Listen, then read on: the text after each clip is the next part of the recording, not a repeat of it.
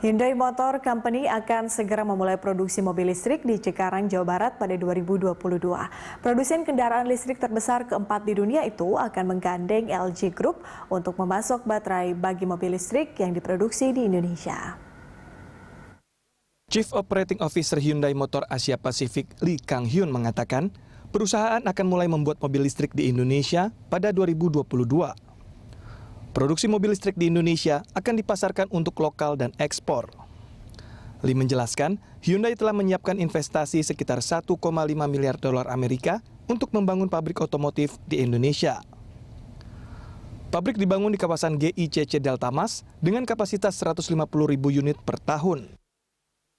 Menginvestasi ke Indonesia sekitar 1,5 miliar US dollar ke Delta Mas dan juga bangun memang pabrik mobil. Ini akan mungkin kapasitinya 150.000 unit, bisa jual ke lokal maupun ekspor ke mungkin Asia Tenggaranya.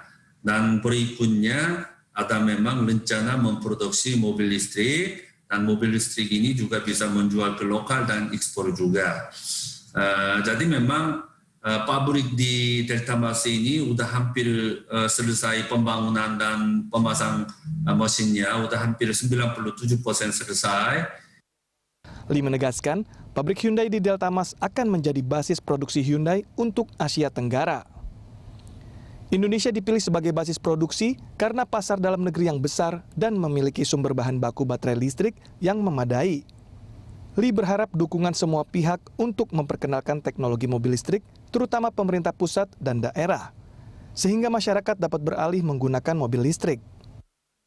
Yang mengenai mobil listrik yang tahun lalu meluncurkan dua mobil, yang Ioniq sama Kona itu, respons dari konsumer Indonesia sangat hangat, merasa ini optimis sekali untuk tahun depan buat mobil listrik di Indonesia sendiri. Pasti memang laku kencang.